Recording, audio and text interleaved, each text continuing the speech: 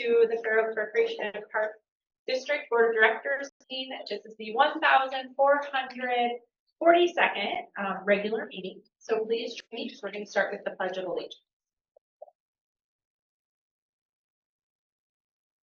To the flag of the United States of America and to the republic for which it stands, one nation, under God, indivisible, with liberty and justice for all.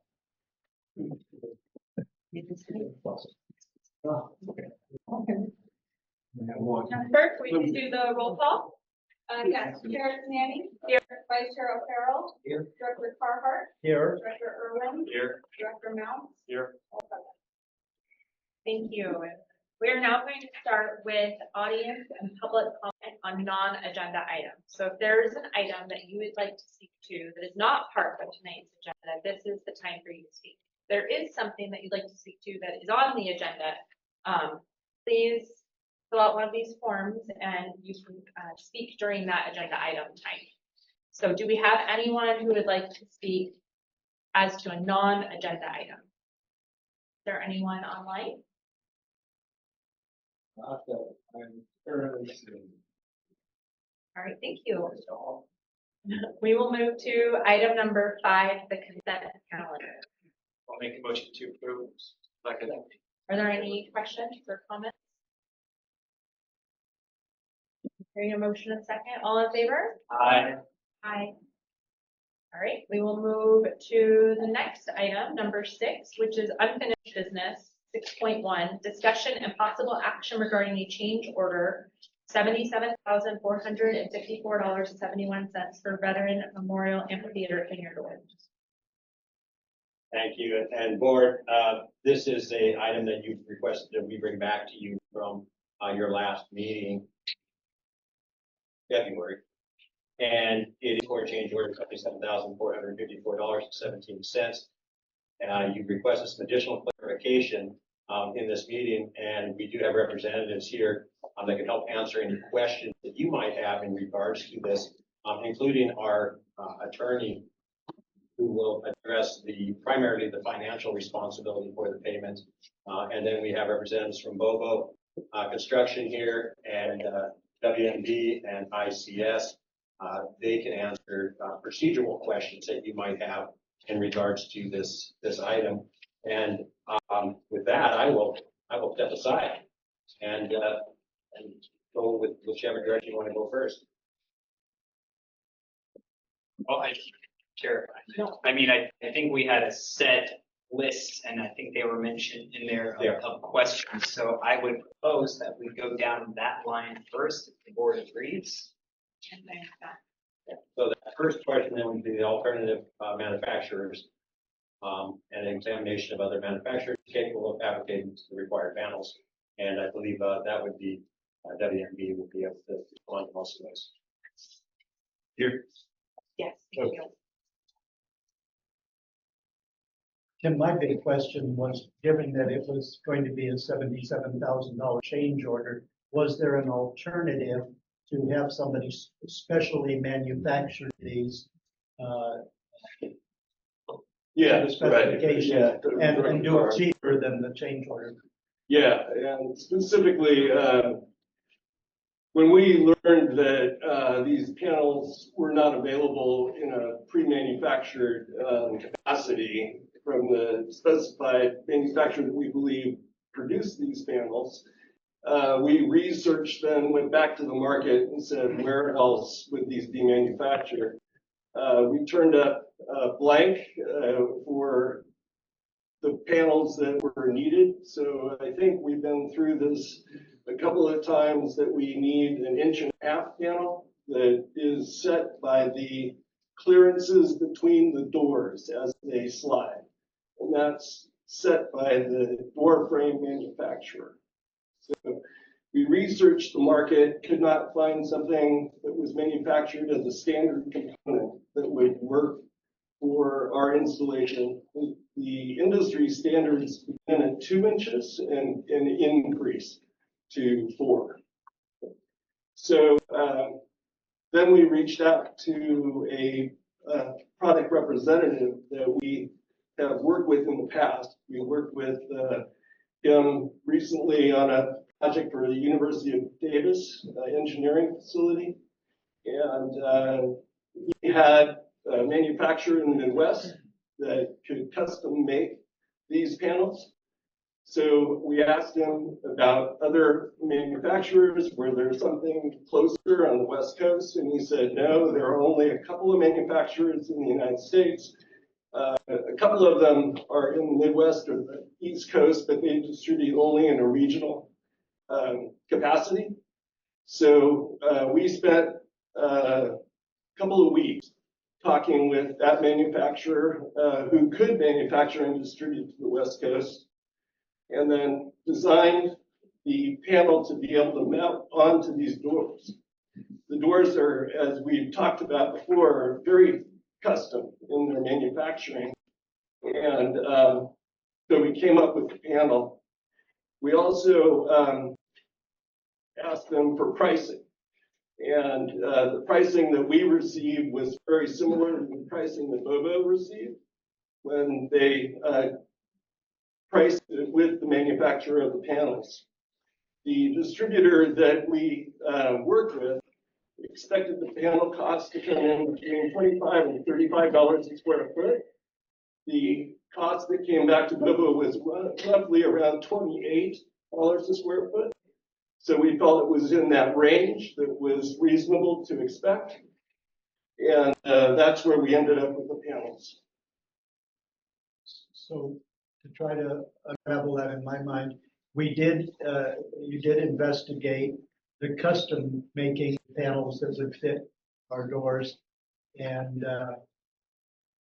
was the cost excessive, or we were not able to obtain them on the West Coast?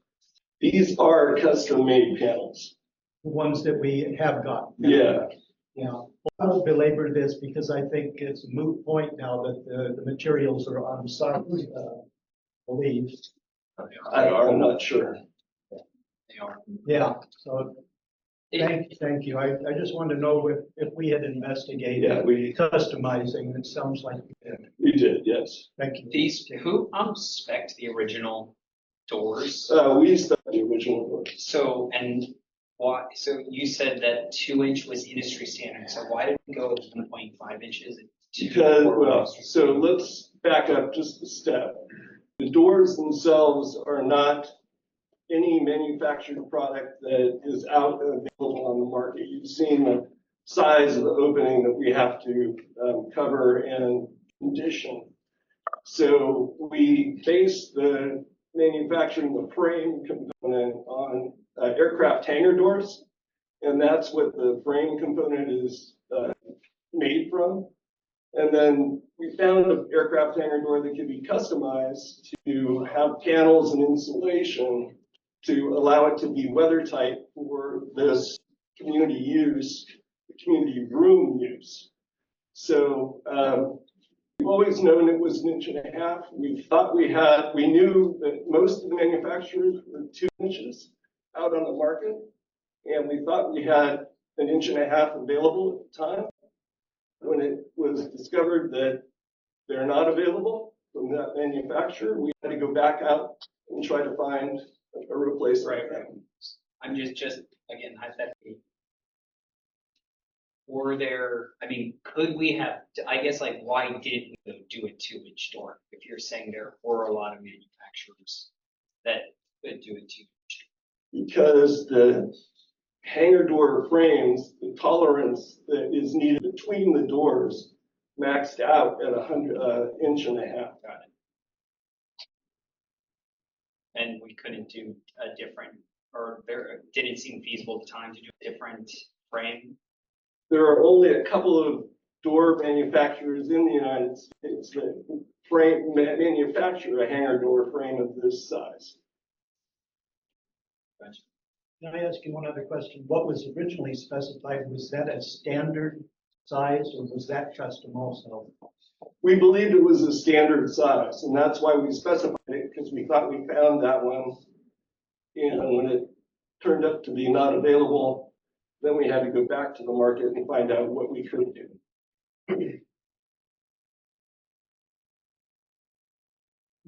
Thank you. And how, so I guess then my question would be Bobo. I think one of the questions was why or when were the doors, who ordered the doors and when were they now not available? Because that was the issue, right? Again, you're not ordering doors.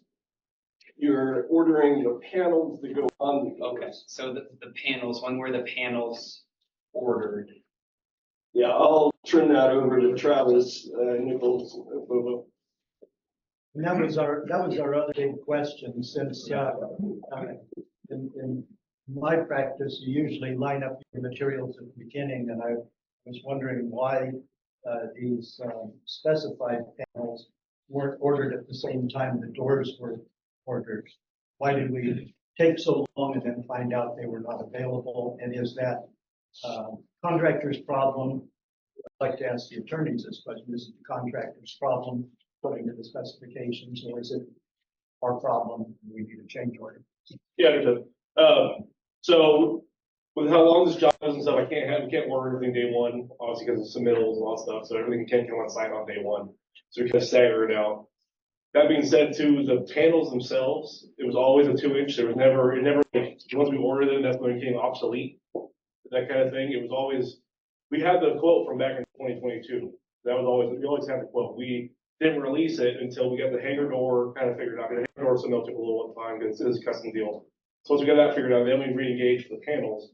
That's when it came to light. Once the panels got submitted, we started looking at apples to apples. Wait, this panel's not going to fit this door. We got to figure this out. Rather than ordering the panels, having them come on site, go and install them, and they go, oh no, we don't. This is not going to fit. You can't take them back, and there would have been zero credit at all at that point. So that's what we did our due diligence to see if they did fit once we have the approved submittal. I'm trying to unravel that too.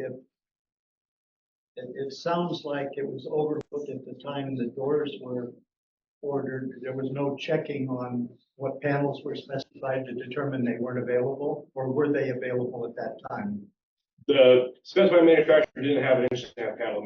No matter if I ordered it in 2022 or 2025, it would have been. It's an issue no matter what. It would have been an issue no matter when the material got ordered or released. So was that a design mistake then? That's hard to say. I mean, we I spent on mean, you couldn't have matched the doors and the panels because the panels specified were just not available. Is that what you're telling me? the thickness was an unknown time. Yeah, it said inch-and-a-half panel on the plans, and we had a quote from the manufacturer that was on the plans.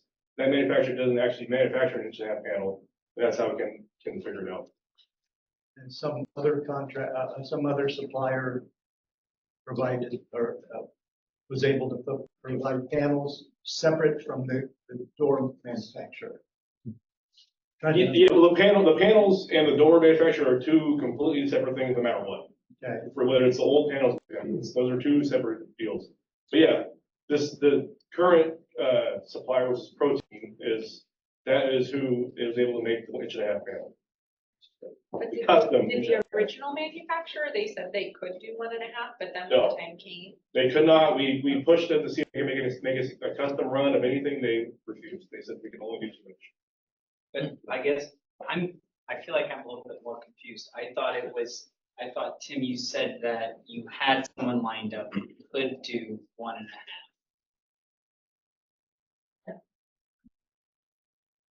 Right,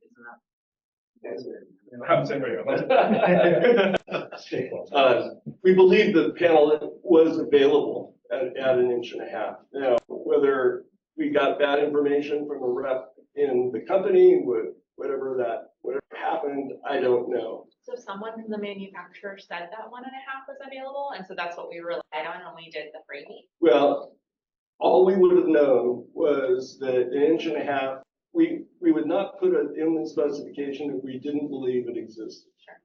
So whether that was a mistake and where that occurred, I don't know. But the manufacturer says, according to Bobo's discussion with them, that they have never manufactured that. We believe they did manufacture.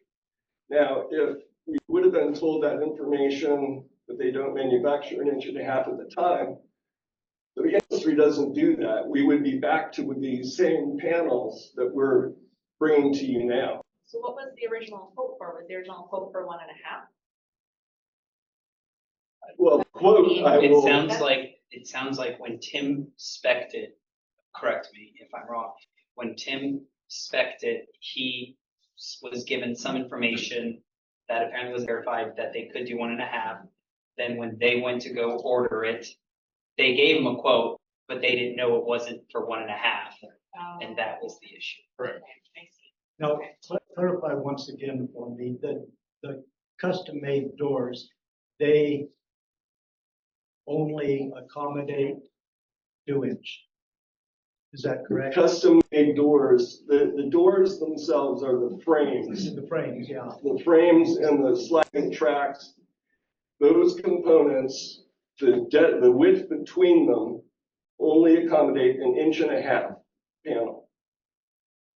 That's all, they have to have room between them for deflection. Okay. So the depth can only be 1.5 inches thick. And that came directly from the manufacturer's engineering. I get more confused as time goes on. And what we're putting in now are what size panels? 1.5 inches. 1.5 inches. Yes, And that's what's on site. that's what's on site. Okay. As I Like I say, understand. it's kind of a moot point now. I'm just trying to get at why we had this costly, Is there anything else you can think of, Tim, that was spec'd, but has, kind of been a situation like this? Where if something was spec'd for the project, but it didn't actually exist? Products don't exist all the time. Whether Products don't exist all the time, well, they fall out of manufacture. but this was never manufactured, right? According to the manufacturer, it was never manufactured. Yes. okay. Yeah, I mean, It's like- however, Director Irwin, had we been given the right information or we found the right information at the time we wrote the specification, we would end up with the same manufacturer that we have now with the panels that are on site. Because there are not other manufacturers that do that custom size. So we wouldn't have had West a Coast. change order. We wouldn't have a change order. It would have been. But you would have had that cost built into the cost of the project. So it would have, had we done that, had we known it at the time, it would have cost us the same amount of money Yes. as the change order. Yes. As the change order, but not, it would have been built in, it's still paying more money. Yeah, As I mean, had everything gone right, Yes. It's like a different thing. Well, and another thing to think too is really, if you think about it, the way these public works contracts are put together, GC is us, we get 5% on for every change order, which is, doesn't cover overhead, doesn't cover supervision, doesn't cover anything. It's just on materials labor.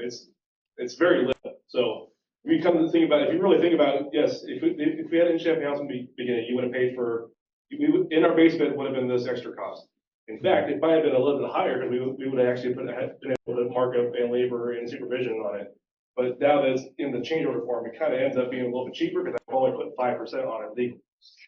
so I guess my concern all along was whether this was costing us a lot of money because somebody didn't do their job right. It sounds like had everything gone smooth, it would have been the same cost. Yes. Okay, well, The cost that would have been borne no matter what, it's just a matter of time, 2022 versus 2025. that's good, you know. The other question I had for the attorney, I don't know, do we have an attorney here? Yeah, we do. That John, John, he's on one. Yeah, my question is, in my years of experience, and this may be moot because of this discussion, but in my experience, contractors are responsible by some provision in the general provisions or specifications to obtain their materials or let somebody know that they're not available early on. So my thought before was this something that was a mistake of the contractor? Sounds like, I'd like to hear your opinion on that. John? Sure, I was just waiting for video so that I could wave my hands and say hi. You need volume. Can you hear me? I'm sorry. Hold on, John, we're trying to check the volume.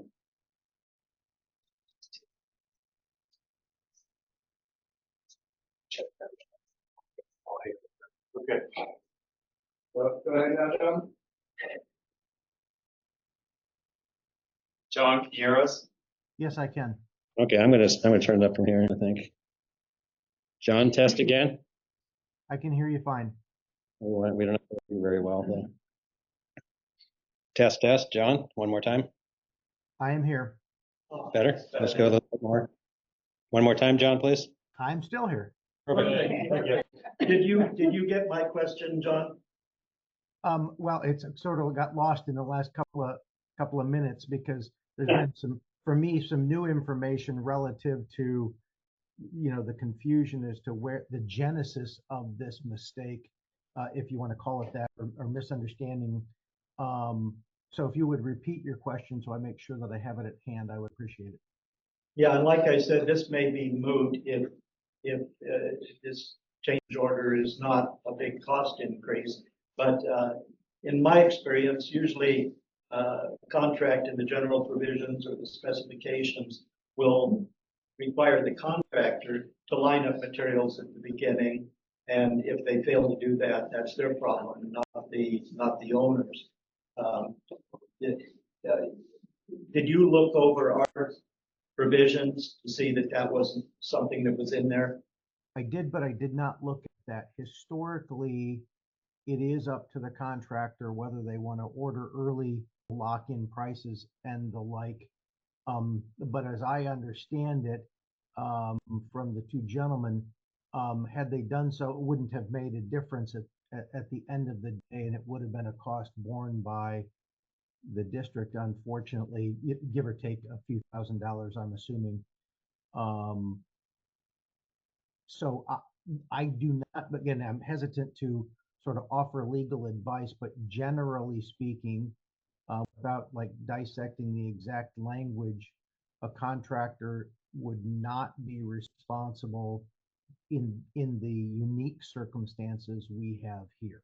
But again, I'm hedging because I'm reluctant in open session to, offer legal advice in that regard. What these two gentlemen say is correct.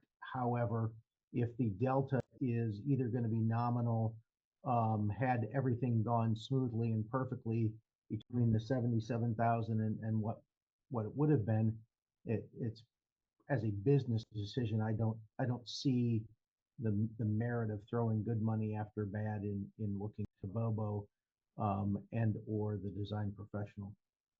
Yeah, that's kind of my take on it too. I don't know how other board members feel, but the explanation by Bobo and the architect seemed to be satisfactory to me. And Ralph, why don't you make a motion? And Raymond, you can second, because you guys have the most concern about this.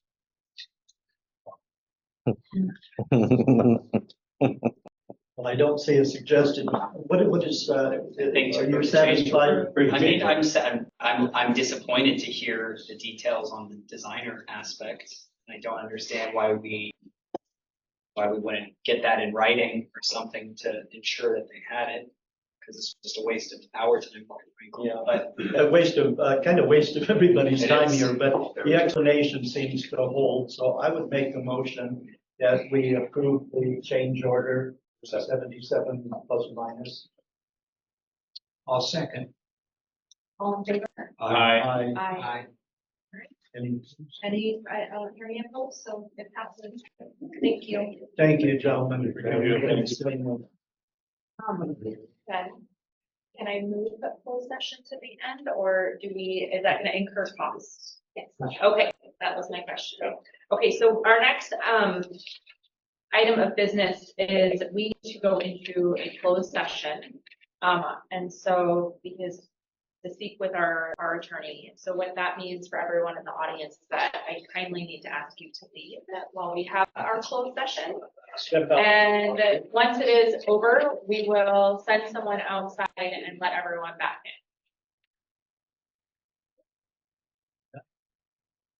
You need to vote now because it's. Yeah. Okay. I mean, Yeah. Just.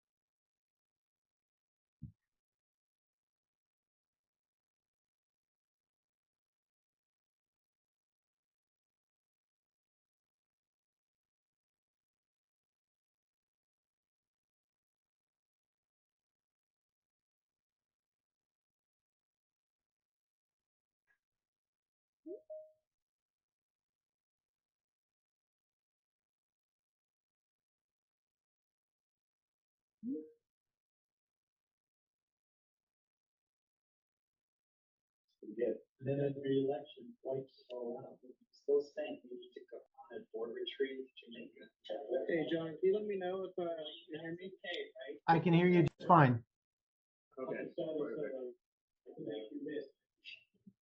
Can you see everyone? Yep, yes, I can. Is there a way to, how do you put this volume? Volume up. All right. Good to see you, John. And nice to meet all of you. All right. I think you guys are good. Hey,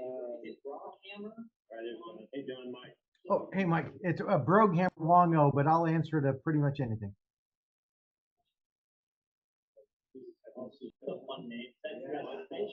What was that? It's Scottish? It's German. I'll test on my phone.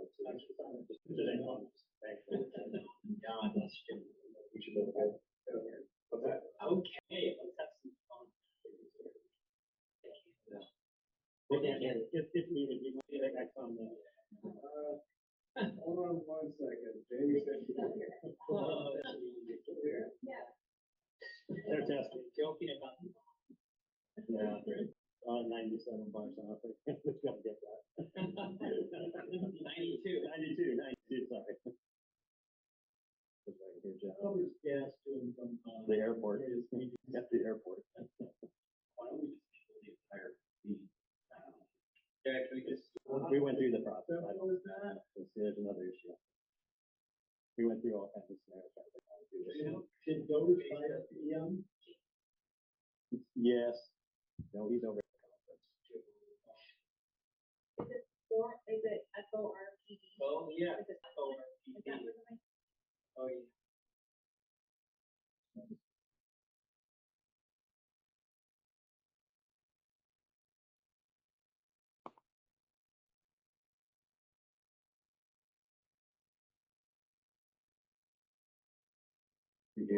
Doing one of the harder item here with Nick as a fill-in. Nick's doing great. Don't get me wrong, Nick. No pressure. Oh, yeah. There's. Anybody here?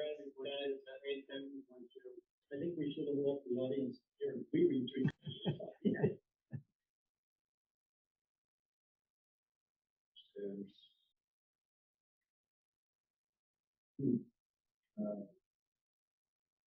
Could it, now John's coming, is John coming through here? Or the computer? Oh, yeah, maybe John can't be in that room. Maybe that's the problem. Yeah, but I think you have him on here too, though. Do you want me to close out the other one? Yeah, it would probably be helpful. All right, I'll close out Zoom.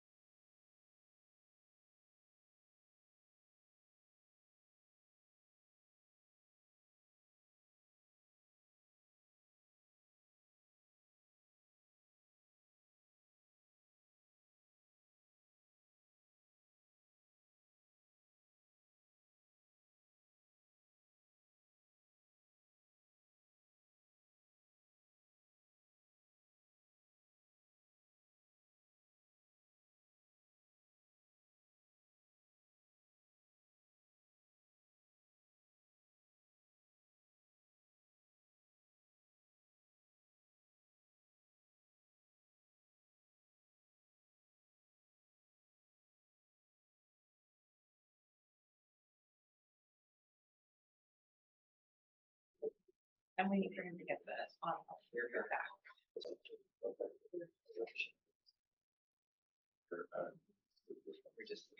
Waiting for the. Make sure. Well, we are. Yeah. It's not letting people, you guys working on it. Yeah, that front camera's not working anymore, so we're gonna just have it, this one go forward facing. Okay.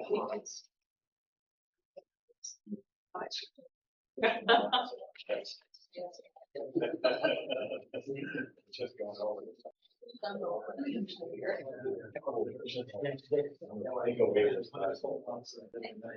Did you go? Okay, you should be good to learn. Okay. Right, so they, people can log in now, right? People can log in now. Okay, thank you, everyone. We are now back in open session. We are going to skip 8.1 because our youth advisory board member had to leave. And so we're going to move to 8.2, which is discussion and possible action regarding the Bannister Park boundary survey and next steps towards a potential disc golf course at Bannister Park. With the staff report, we have Sean Ventura.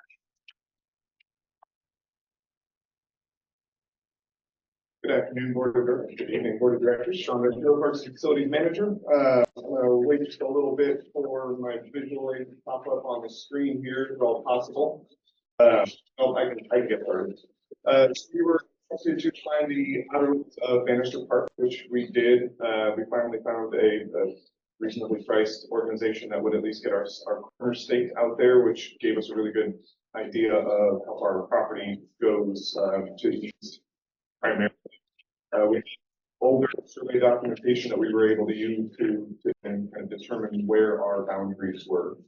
At this point, the district staff recognized that the property that we would be in the historic, so that's rather far out to the east there.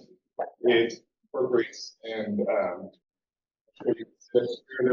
green. That is the entirety of the property. It is not perfectly north-south boundary lines on the west and the east. And see if the pointer works here a little bit.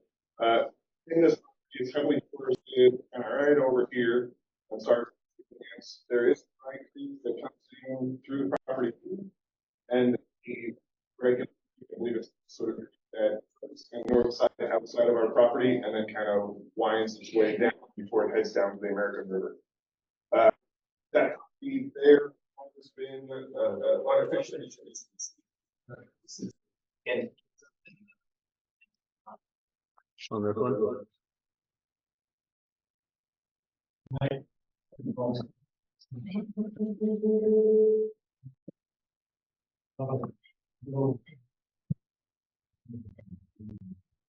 That's hopefully can be heard by the audience online as well. good now? I think I'm at least not echoing. This property to the right over here with the triangular edge over here is a neighbor where we do believe that there is some minor encroachment issues over on this side right here in the middle. We're not asking at this point to deal with that potential encroachment issue. We're not asking to start development over there. What we would like to do as a staff, now that we do have a better concept of how big our property is to come up with some all in-house concept ideas, rough plans for potential site-wide development, and then go out to public outreach where the community can have their feedback, whether this is something that's desirable, undesirable, whether the concepts we have for the park would be something that would benefit the community, or if they have other ideas. For example, the parking bottom left here, and probably can't do too much lower on the screen because I'm about to reflect on the Director O'Farrell, is about 48 parking stalls. There is space right to the right of it that is just seasonal grass that grows there. Perhaps part of the site-wide plan would be extending parking over there to allow more people to enjoy the park. As of right now, since we are aware of this extent of the property, my staff will be maintaining it, especially high grass and dead wood that needs to be cleared out just because it is a fire hazard over there.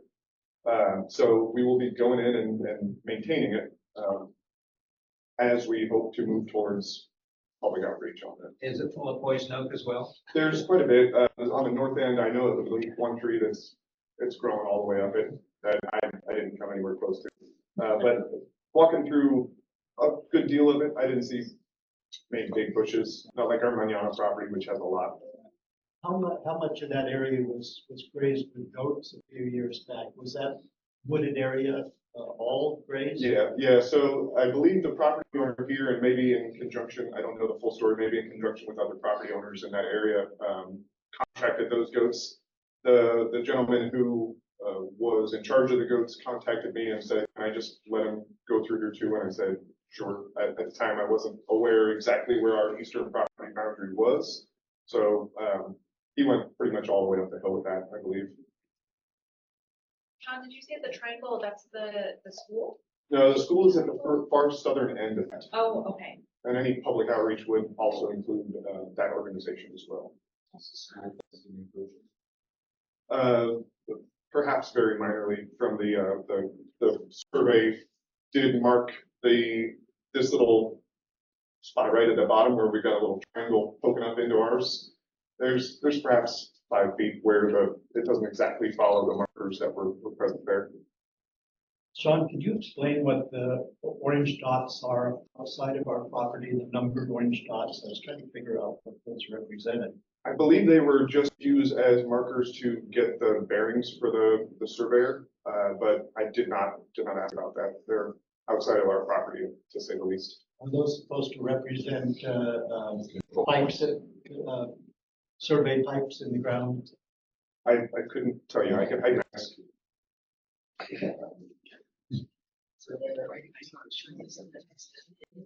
Sean, is that, I don't know if that was in the staff report, is that roughly 10 acres? Yeah, the whole property is about 10 acres. I was curious too, the part of the pathway that goes from Bannister through north of the parking lot and then off the property, that's not part of the parkway path, but it is an access point from Bannister. It is, I believe, an easement with Bath County Regional Parks, and it connects all the way over to their park over off of Sunrise there. So that is an easement across our property. I believe so. I haven't looked at the agreement myself. I don't know when that's signed. I'd have to do some digging to find that one. There's that sewer lift station down there, down the path, so I believe those are probably related. Yeah. Easements. Yeah. I was curious what the round structure was in the southeast corner there, and I guess that's the sewage lift station or something. It is marked with Sac County Sewer. And so this is just overall kind of corner marked and general boundary of the park. I would note that this isn't an accurate survey, only in that that southeastern corner does have a little rectangle cut out that is not district property, and that's right around that lift station. Sean, the large open area historically was used for soccer practice. Is that still happening? Yes, sir. That still does have some soccer practice. I believe there's one group that rents that field throughout the year intermittently. But you don't see conflict between that and a potential disc golf? There would potentially be conflict there. Whether we could find another field for them within the district would be something we could look into. If we're talking revenue streams on it, that contract that organization brings in roughly $5,000 a year. If we were to say expand parking and create a paid parking situation in that area, I would think would encourage people to use other parks that access the river rather than just using Bannister Park because it's the only unpaid access to the river, which could potentially mean more people having parking spaces to get into the park. Really, really tentatively right now, so I probably shouldn't say it, but I will. Like, perhaps I could be paired with a waiver system where people using the park that itself don't have to pay. It's all just kind of ideas bouncing around in my head at this point.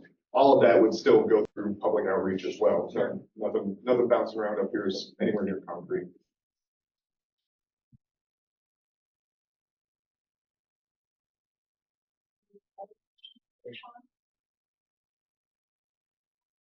I was gonna ask about our acquisition of that. I guess that was once potential freeway right of way there. Did you look at, do you recall the history of how we acquired Bannister Park? I know it's one of our least utilized parks, and we've never really looked at community outreach or a master plan for that before that I recall. I don't believe we have. I've heard stories of the backs and forth between our district and other organizations to the acquisition of it. I couldn't tell you 100% fact on any of it. As far as the master plan for that or a full complete plan, outreach and design, if we did go down that path, could then be folded into our upcoming overall district master plan. So it could potentially reduce the cost of that contract as well when that comes up.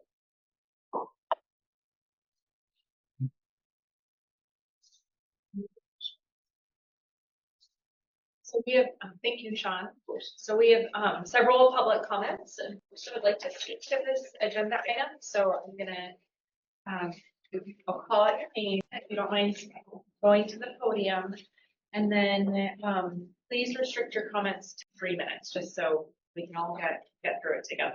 So I appreciate that. So the first one that I have here is Nick Brown. And so I'm clear, we're talking about the Frisbee Golf Park. Yeah, yeah. Yes. Well, Bannister Park, but yes.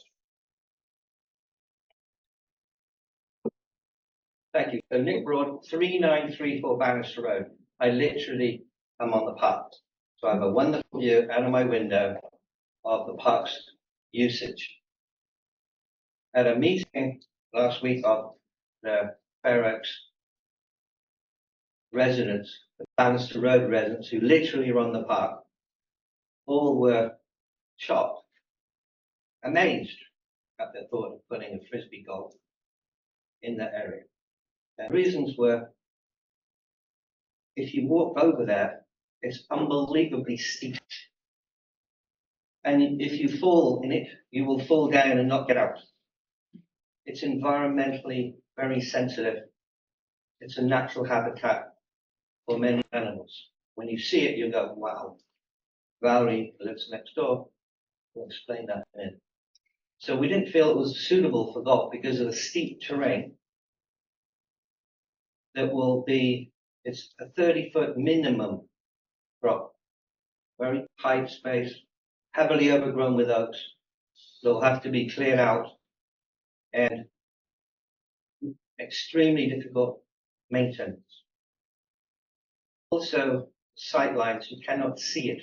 It cannot be supervised because it's so low relative to looking. So it's not easily accessible. Security, and we're worried there's going to be lots of teenagers saying, thank you very much, down there in the past.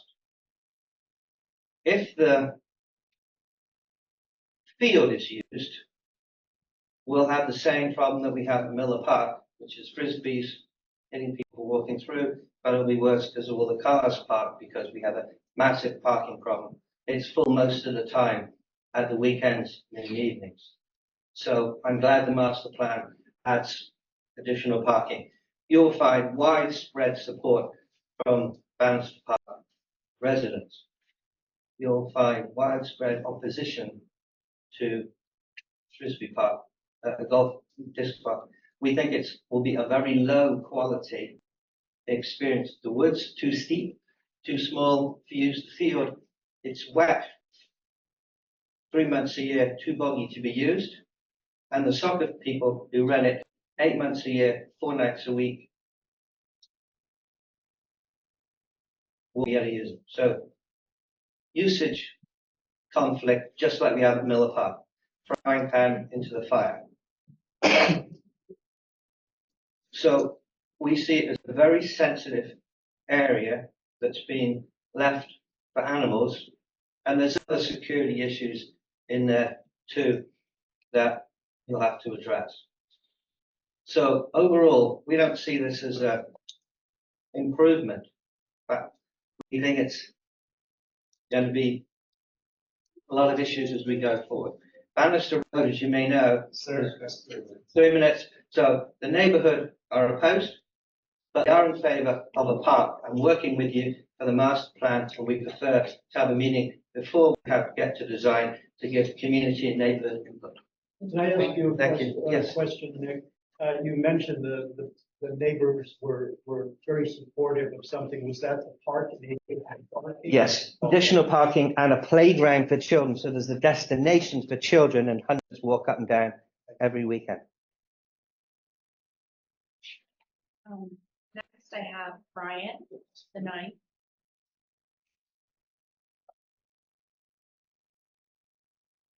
I am Brian Bernina, border the park. Can you guys put up, without taking too much more time, that photo of the park, please?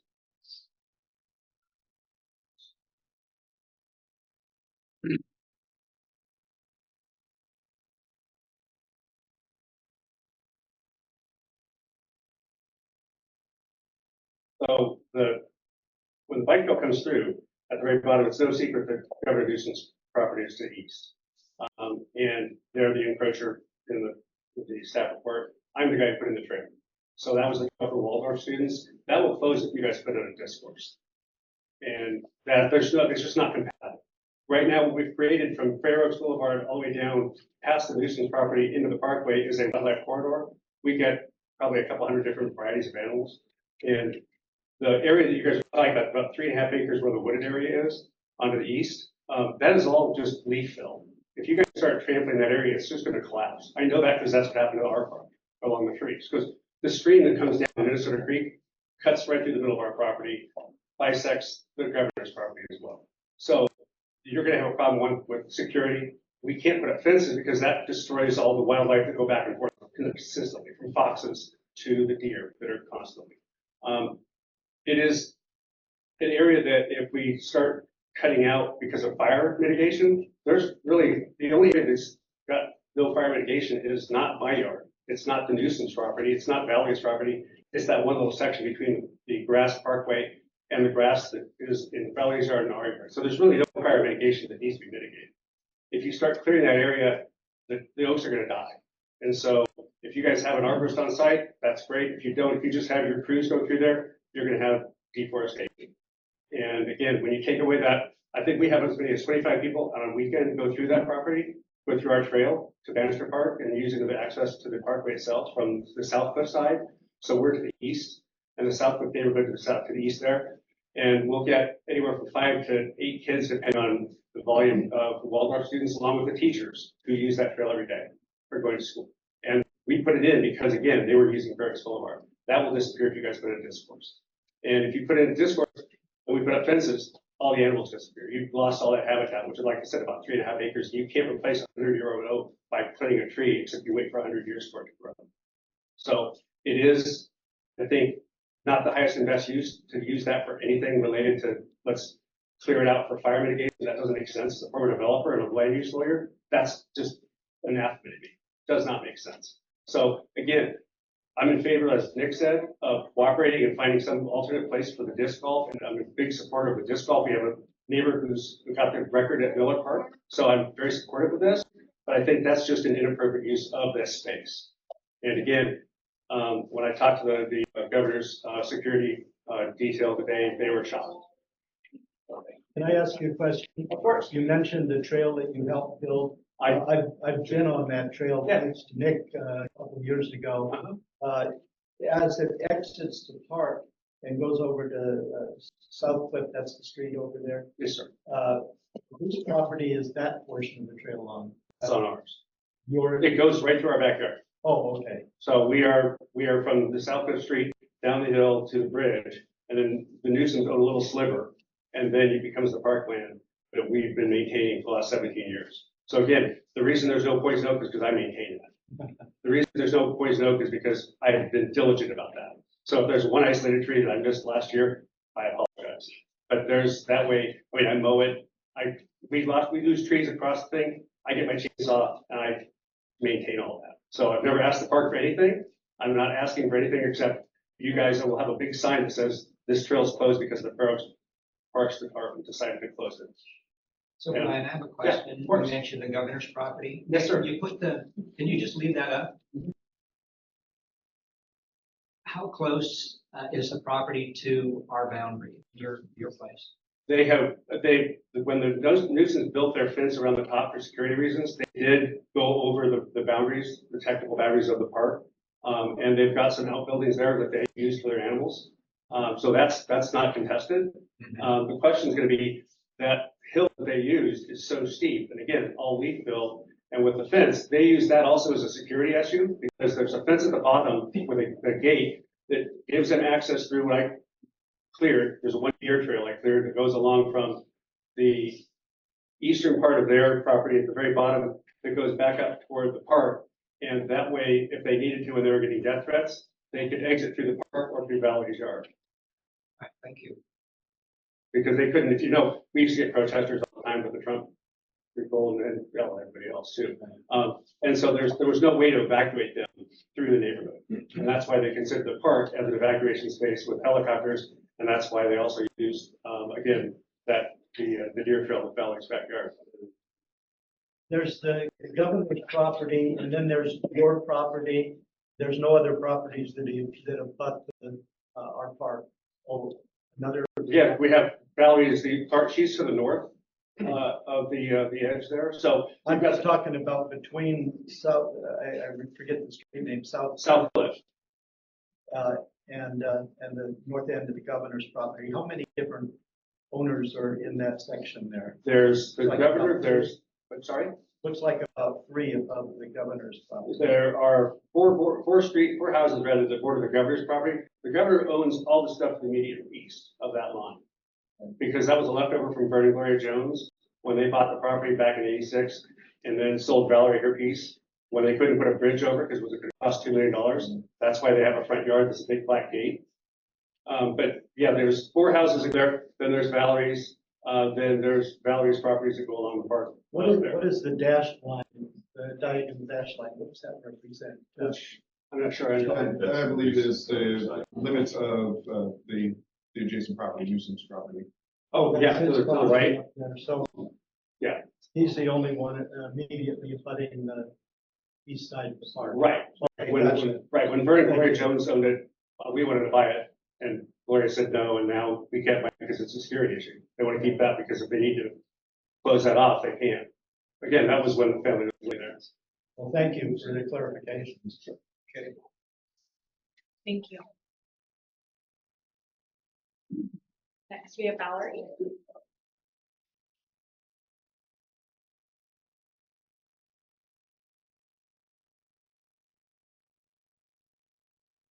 Valerie in South Body, and I live at 39 Bannister Road.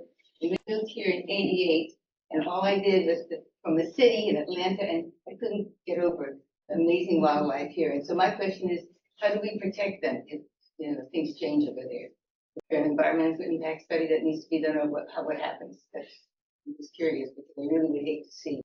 Yeah, it's amazing. Got a whole shoebox of pictures. I was so excited after being here every time I saw them. I run out with a camera and take pictures here. Yeah, can't get over it. So. Thank you. Yeah, thank you. It is a very beautiful neighborhood together with the old, with the Meristem campus and the Waldorf campus and all this. Yeah, but I thought the suburbians are we never surviving suburbia. This is not really suburbia. It's really Next, we have George Davis.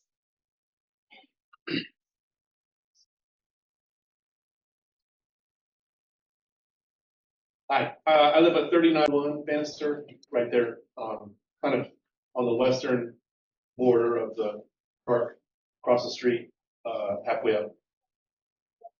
Just want to say it, probably already been said, but picnicking families, youth soccer families, people who walk their dogs, walkers, runners, even casual Frisbee players will be impacted by this if you have a fixed Frisbee golf course implemented in the park. I've played Frisbee golf before in Florida. It takes a lot more real estate than I think we're estimating. And it renders the park, in my opinion, to be single use instead of multi-use. Right now, we have people who play soccer, they move the goals, they set up the fields, and then when they're done, they move those things off to the side, and then people can come in on the pickup games and play rugby, they can play pickup soccer, they can picnic, they can play with their dogs. It's a wonderful park because it allows everyone to use it for all kinds of different things. And I think I don't know, we might be a little short-sighted in thinking that this size park can be multi-use to include something that's as demanding of real estate usage as a Frisbee golf course. I think Bannister Park is too small for this. In the write-up before the meeting that I read on your website, it said something about excessive dense dead forest. I don't see how that's a reason to have a Frisbee golf course. It said that some people put their dogs off leash. I don't see what that has to do with a Frisbee golf course. I don't see how the two things are related. If somebody put a fence too far, like the Newsoms, again, I don't see why these are reasons to bring up as a opinion as to why this should be a Frisbee golf course. I asked the question Valerie asked, where's the environmental impact study? And I guess lastly, I would just say, think about everybody using this. We're talking about helping one aspect of our community because they're being threatened to be kicked out of Miller Park. But if they come here to play Frisbee golf only at Bannister Park, then I don't know what else we can do with the park. And right now, it seems like a lot of Fair Oaks use it all week long. I see it out my living room window. It's always something different happening down there. And I think we don't want to help one group and sort of hurt all the others. I really think there are other places like Phoenix Park that is a lot more real estate. It's still Fair Oaks. It's much bigger if you look at the map. There's a Fair Oaks Park itself on Madison and Fair Oaks Boulevard is huge. So that's very good. Okay, thank you. Thank you. And next we have Alex.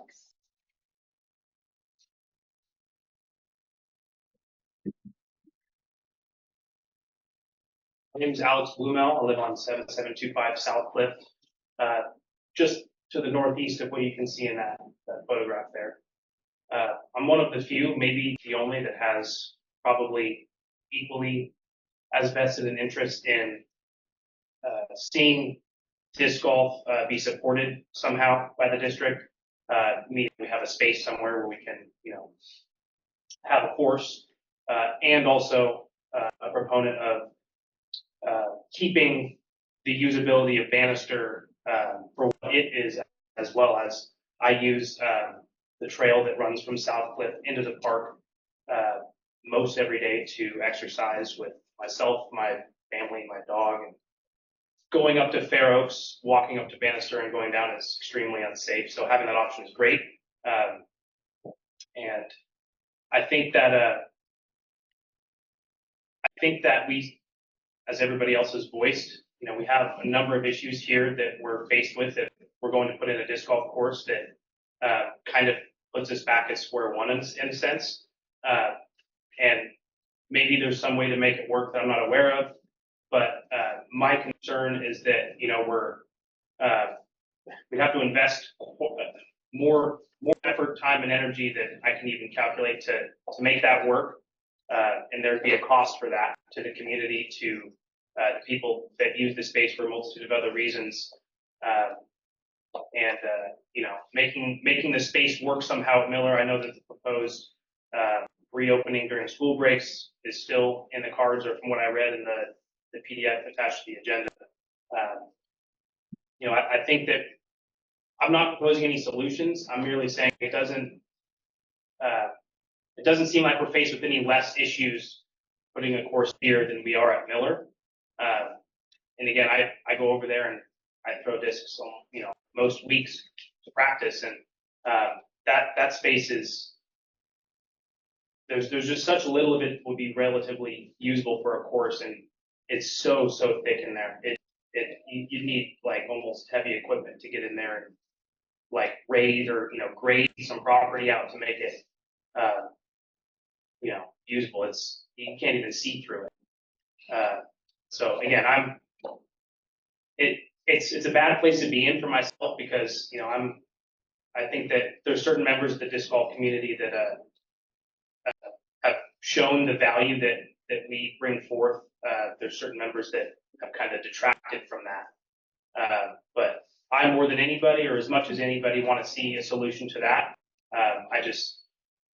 I worry that pushing this through here it's not a solution that makes the most sense. And I know Phoenix obviously has a lot of space. I know that the vernal pools there probably make that less feasible of an issue. I could be wrong. I wasn't here when that was deliberated, but that's just my 2 cents. It's kind of a lose-lose, in my opinion. Ultimately, it's my thoughts. I'd love to see disc golf somewhere, but it come at a cost is all.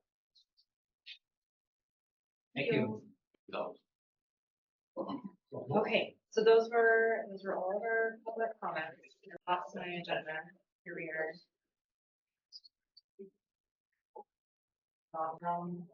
I don't know which one of us was Was anybody online? Oh, I'm sorry. Was anyone online, Nick, that wanted to speak regarding Bannister Park?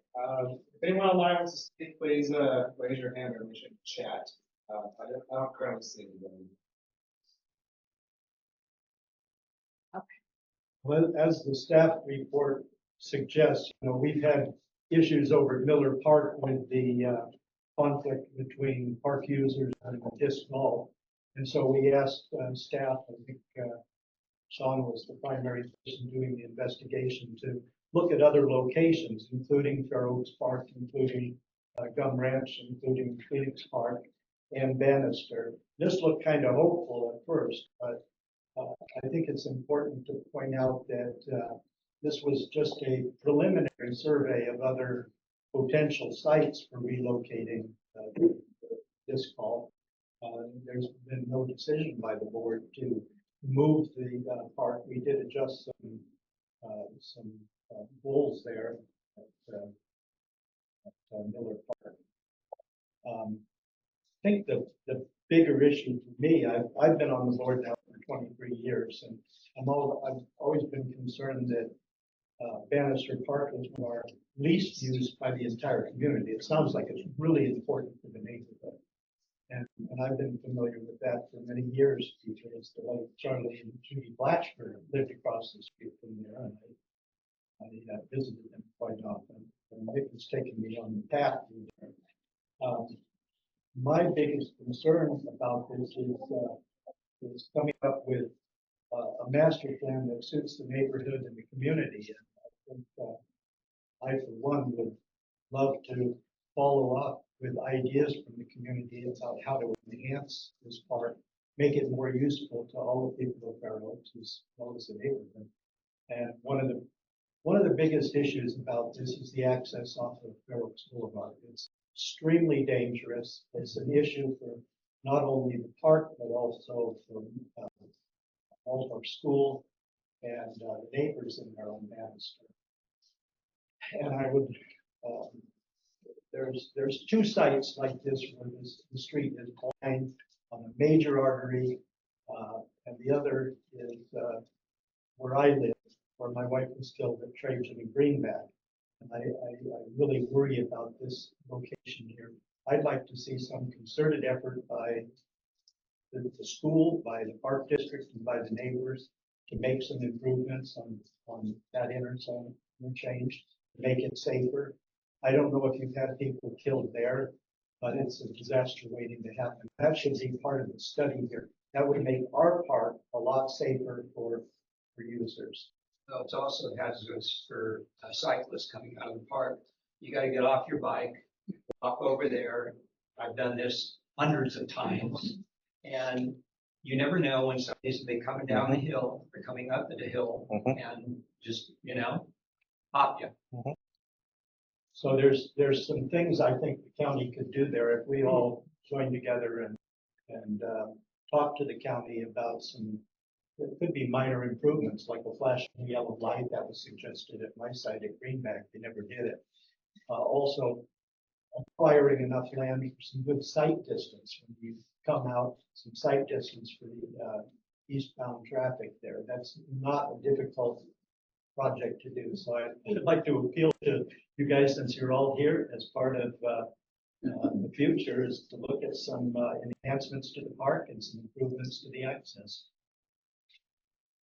Yeah, I mean, this is a tough one, right? Because on one hand, like, our responsibility is to serve the entire community and not necessarily just a neighborhood. That being said, open space, obviously, as a park district, is something that's golden to us and very something we want to protect. One of the problems with this park, as Ralph alluded to, is it's very underutilized by the community. And as Sean stated, with the soccer bringing in $5,000 a year, it costs us more to maintain that park than it does the revenue that we're bringing in. So we've thrown up a lot of different ideas about this space. One of them including putting it up for sale to a developer or something. We don't know. We need to figure out something. It needs to be better utilized.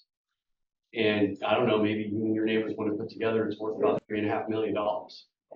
We've gone far enough to look at that. But we don't want to do that. We want to make it a better space that more people can enjoy. And this, as Ralph alluded to as well, this is by no means set in stone. We are looking at this property. We realized quickly that maybe some signs are encroaching. Maybe these aren't the lines. So we're just now like seeing exactly how much space we have, what we can best utilize it for. Obviously, we do have an issue over at Miller that we would really like to. I mean, there was, in the last 5 years, there's probably been 25,000 holes of disc golf played at Miller. It's a big thing that a lot of people really enjoy. So we do really want to find a space where they can be comfortable and play their game. So it's a tough one for us. Can I be recognized again just for a second to clarify a couple of things?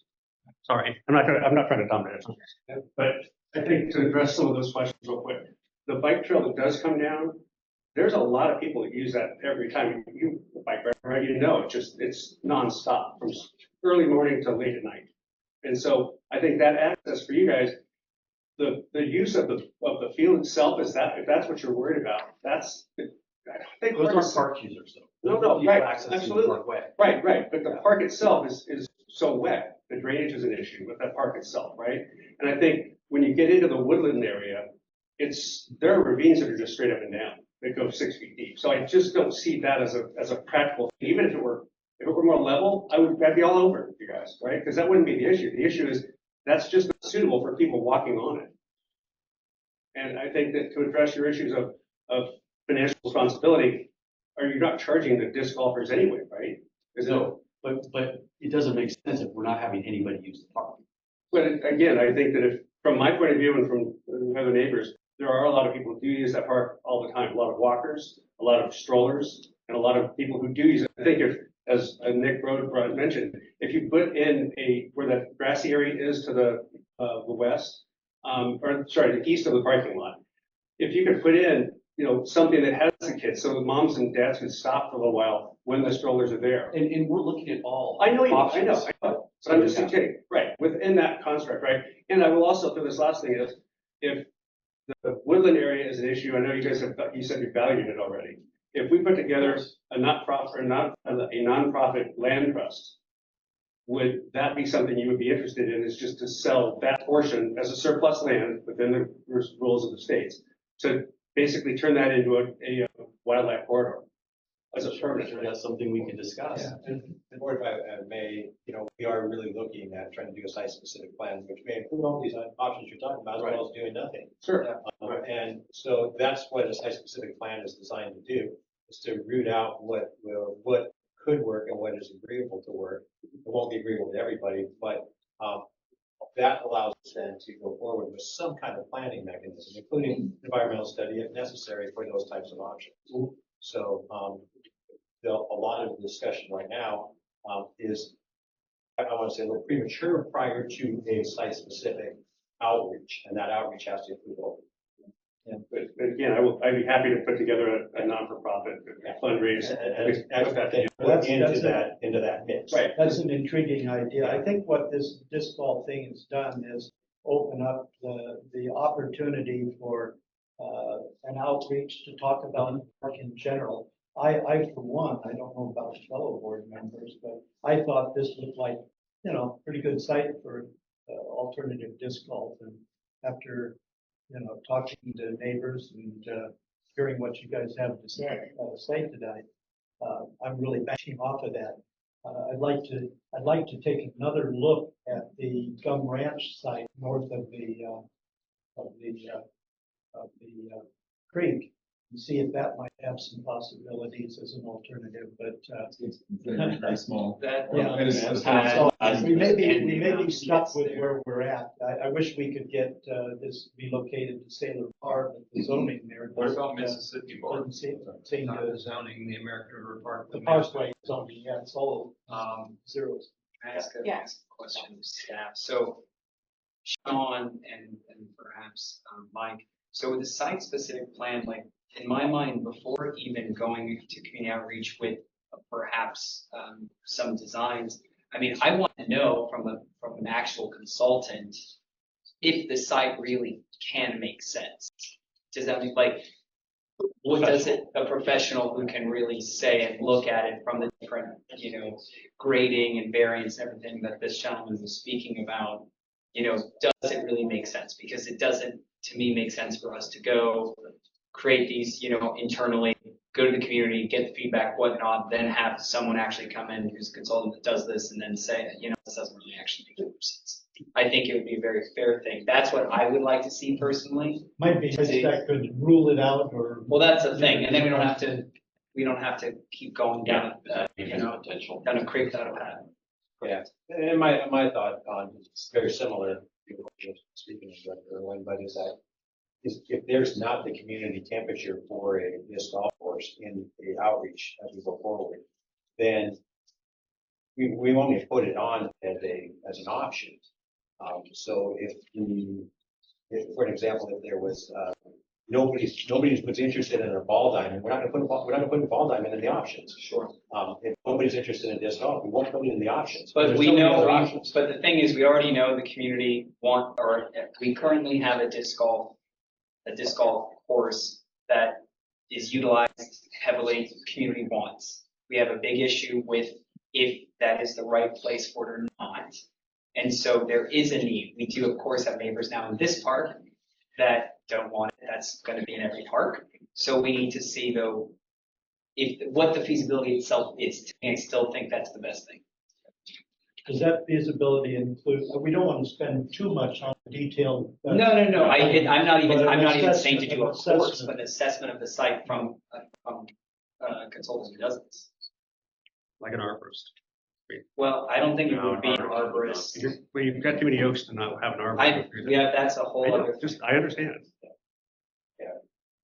So. Yeah, it's pretty obvious that a lot of that wooded area wouldn't be suitable for that, but there may be a peripheral area to be assessed. Again, we don't have any fixed idea about doing this. It's just, we need to look at it, rule it out, or rule it in, and there may be other better uses of that park and wooded area too. Maybe the better use is just to leave it alone. Preliminary. So one out there that we really need to pay attention to. The governor. That is part of our outreach, I'm sure. So we are still information gathering. Yes. That is where we are. So I think that, I think I heard over here that there might be some. Yeah, I mean, maybe I a would, motion to- I don't know if we need a motion Or or staff directive. directive to get I think this is staff directive. I would recommend that we have staff directive to get a preliminary assessment of the site by professional consultant. Not to exceed a certain amount, perhaps. And we'd have to find out what we're looking at. So I mean, get a quote. I don't have Yes, any right, I don't know. close ballpark figures, so I'd have to. I would guess we could easily get it done for around $1,500. The last one was a much more in-depth analysis. Miller Park, I think, ended up costing us $3. And basically, all we're asking for now is somebody to come out and look at the site and say, is this feasible or not? For just disc golf, not, I mean, I was hearing more of an environmental issue in terms of. That is not what I said. I said Okay, it's that's why I wanted to clarify. It's a Thank you. whole other situation. Yeah, okay. Yeah, we can do Need a motion to do that or no? Just a No, we don't need directive? Okay, okay. I'll just start that. We'll be coming back, I'm sure, because we eventually do want to do this. I believe we still have to do some kind of site-specific plan for Yeah. this area, and that does require board action. So, to start that, yeah. All right, thank you. Okay, we will move. I was just gonna say, meanwhile, keep thinking as a neighborhood, Yeah. what your vision for this park would be. Okay, we'll move to our next item, which is 8.3, discussion and possible action regarding community requests to return disc golf baskets to Miller Park disc golf course. Good evening, Sean Ventura, Parks and Facilities Manager. So we are now back to Miller Park. We did receive, prior to last month's board meeting, a request from the disc golf community to have baskets returned to the park on weekends and school break periods. The board instructed staff to put this as an agendized item for this meeting, so we're back again talking about this. A couple of options were brought up by staff and by this community group. One being that we do put the baskets back in on a weekend basis and during long periods of break. Staff does not find that to be a feasible option for many different reasons: safety, staffing, time. It's just, we don't believe that would be the best use and the best plan of action for these baskets. The community group did say that a possibility would be to work with this community group to have them putting the baskets in and out.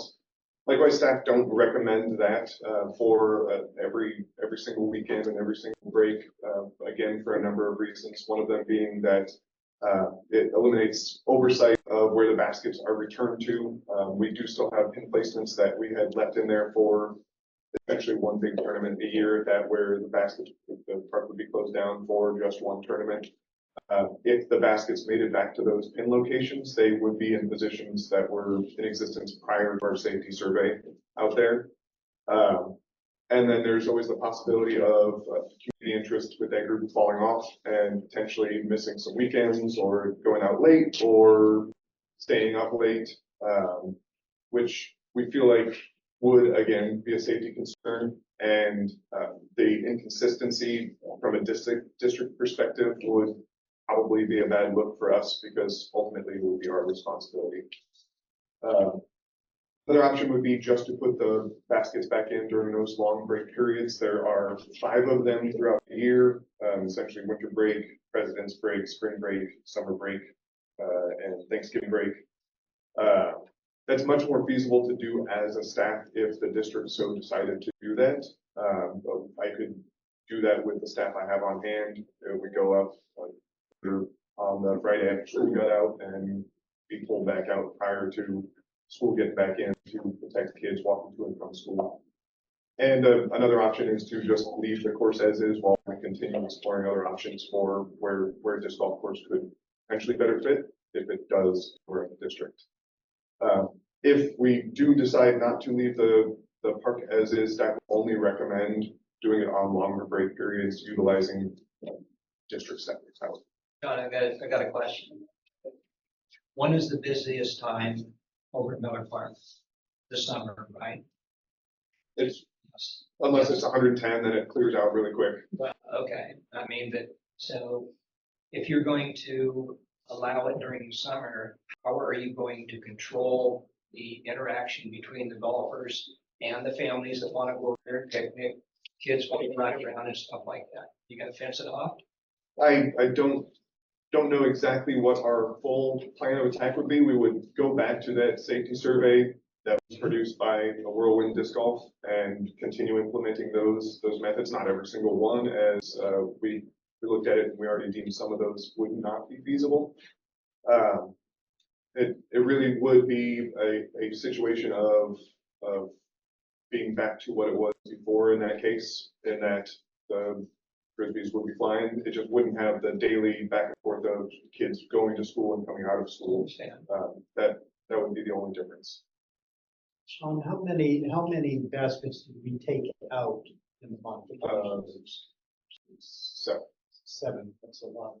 And there's no options for adding 1 or 2 or 3 more in the park there in non-conflict areas? I don't think it's a big enough footprint to add more baskets. I mean, if we really wanted to go back and look at kind of reorganizing the course south of the river there and potentially using,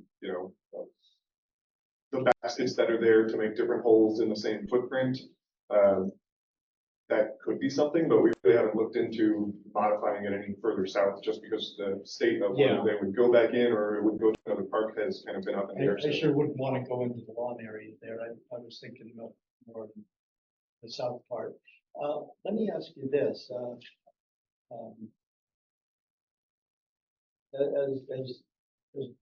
don't know, you talked about maybe having it open spring breaks and Christmas breaks. Those are only usually a week long. It seems like it'd be a lot of trouble to even publicize when those would be open for all the work entailed. My inclination is we have satisfied a lot of the concerns of the park users with the modifications we made. And I hate to disrupt that piece that we have now.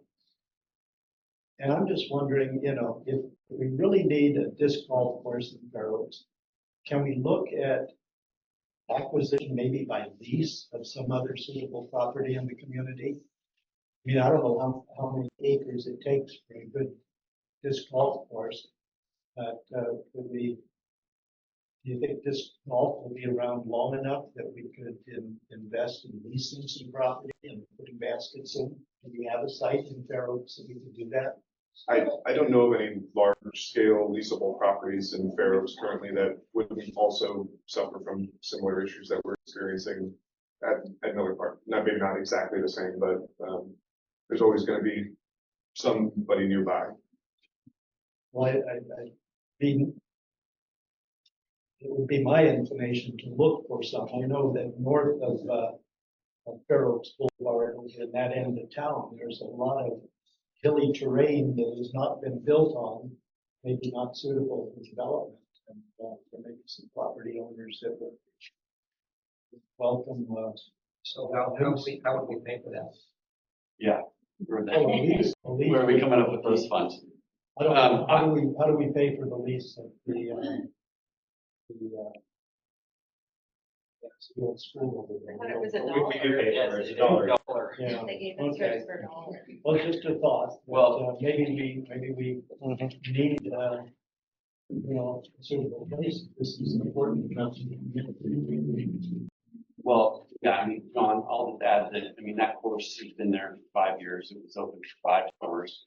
The whole reason that we did acquiesce in, because we want to protect the kids during school. We've done that.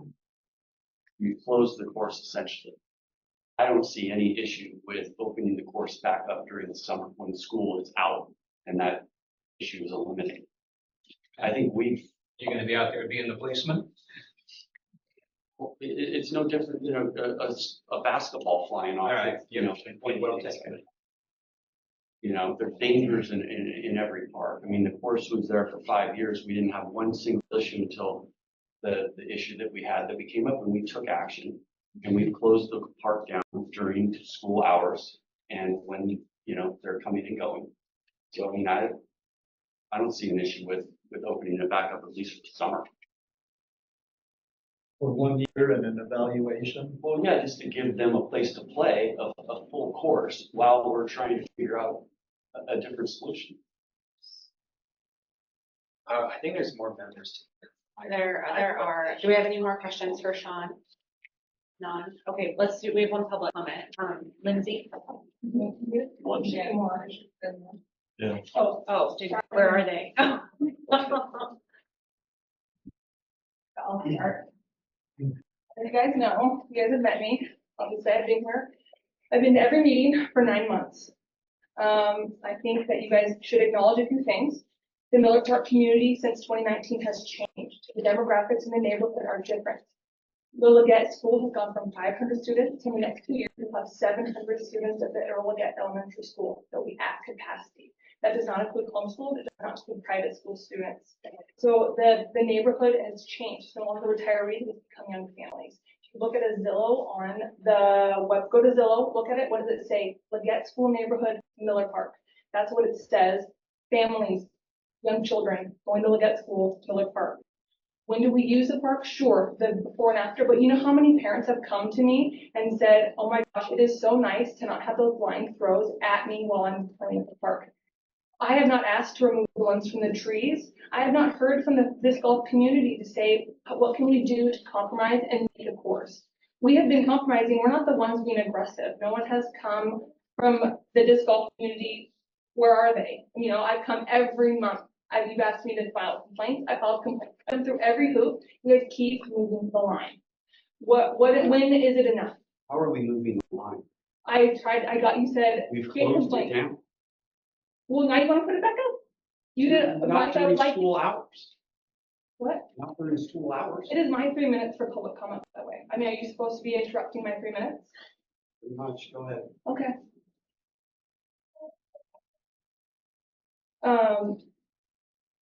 Mike, I would like you to acknowledge that at the public outreach meeting, not one person at the outreach was pro this golf course. And that when Mike from Rollwood was given his directive, it was only to assess the current holes, not to assess whether or not we should move a hole, whether or not the course was appropriately placed there, or whether or not a 9-hole disc golf course would be appropriate in the park. Why was it not assessed the areas that are not, the 6 baskets or 7 baskets that were removed have made the park wonderful? Is there a way for us to make the disc golf course smaller and more compact, a beginner course that people will be happy to use? Sure, it's not perfect, but it's not perfect to make a multi-use space. It's a multi-use space. It should be multi-use, not single-use disc golf.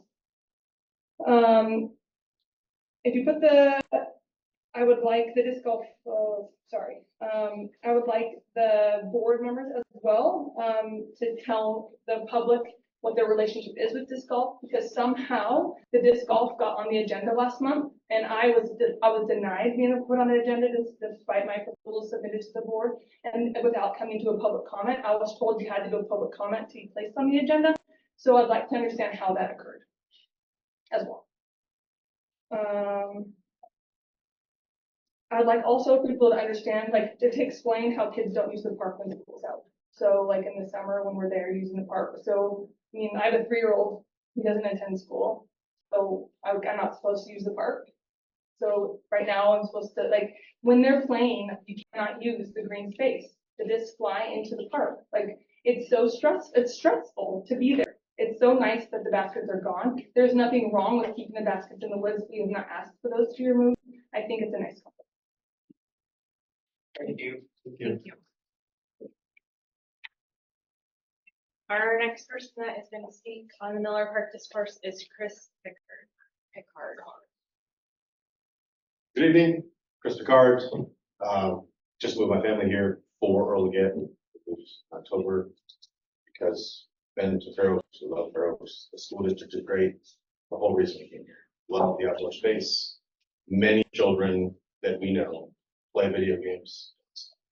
They're in front of the screens. My kids now are watching a movie because we're at this board meeting, which is anti what I agreed to as a parent. It's not what we do. The point in telling that story is that over summer and on the breaks, I'm not going to sit in the house with my kids all the time. We're going to go to the park. We're going to go play. We do that now. Luckily, I haven't had one of those interactions where someone's thrown a disc near me or my family, because we'd be having a far different conversation if that had happened. I'm just trying to get ahead of any of these interactions or problems. When I came to the meeting in November, I asked that someone from the disc golf community reach out or let me know how to reach out to them. I assume someone on the board knows who that could be. Please let me know. I would love to have a community engagement from a father's perspective of students that would get, well, not the other student, of a student that would get, and this disc golf community that has played, as you said, 25,000 rounds, right? At least. How do we know that? UDisc. There's an app. Oh, that tracks all the rounds. Interesting. Can we talk more about that? Sure. After the meeting, maybe you and I have a meeting about it. I would love to know more about how the disc golf course, how it has become so important. Because to me, public education, or just education in general, and outdoor space for children is paramount. So disc golf is up there as perhaps number one over education, and perhaps children playing outside. I'd love to know why. So, anybody have any Thank you. questions? Well, we'll move to our next speaker. We have Stephen. Yes. Thank you. Hi, yes, Stephen Pugliese. I'm a resident, 8057 Sunset. My daughter goes to Earl again.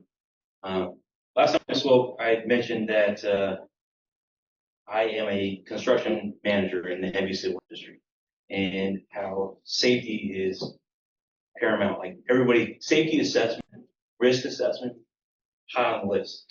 We go through all sorts of trainings, confined space, rigging, trench shoring, and in every one of those trainings,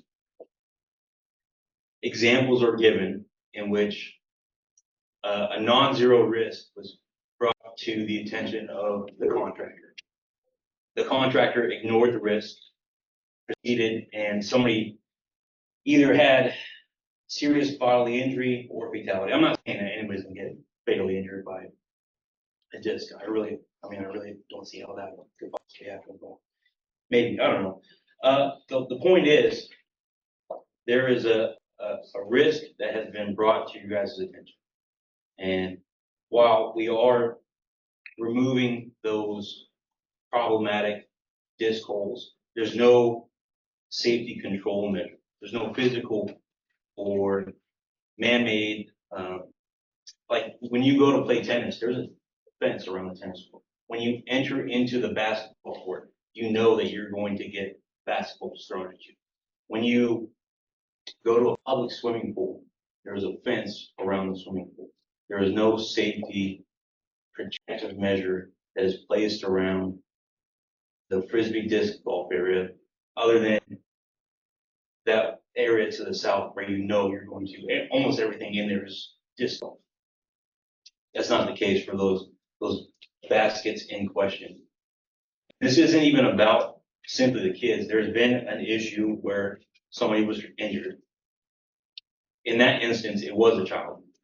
That doesn't mean that all instances that somebody could get hurt is going to be a child. So when you compound all of those factors, that you guys know that there was a risk, you guys are ignoring that risk and placing the basket back in. And, sorry, you're ignoring the risk and you're going to place the baskets back in without any sort of control measure to prevent somebody from reasonably assuming that they're going to enter into a disc golf area. It just seems like it might not be tomorrow, but it will eventually happen, in which somebody will get hurt, and there seems like there's a real potential for a lawsuit. And okay, that's all. Thank you. Thank you.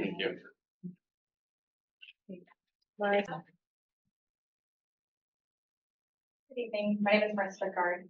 I am also a parent of the Leggett community. And I hear everything that you all are saying about Bannister, and I wish that we had been afforded the same opportunity to show up and be given a site-specific research and community outreach plan for Miller Park before the disc golf course was even put in place.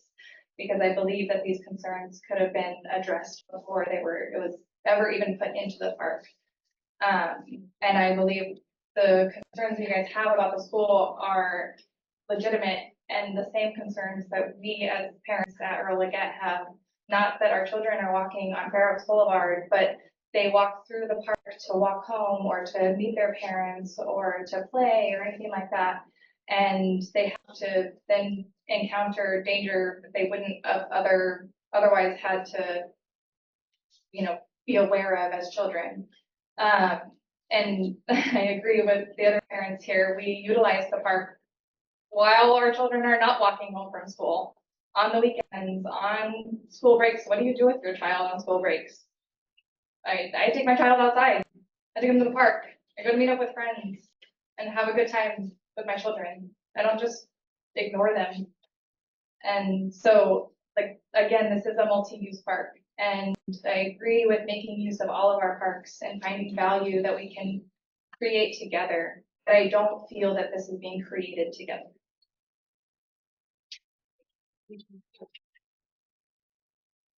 Is there anyone online? Oh, wait, I'm sorry. I have one more.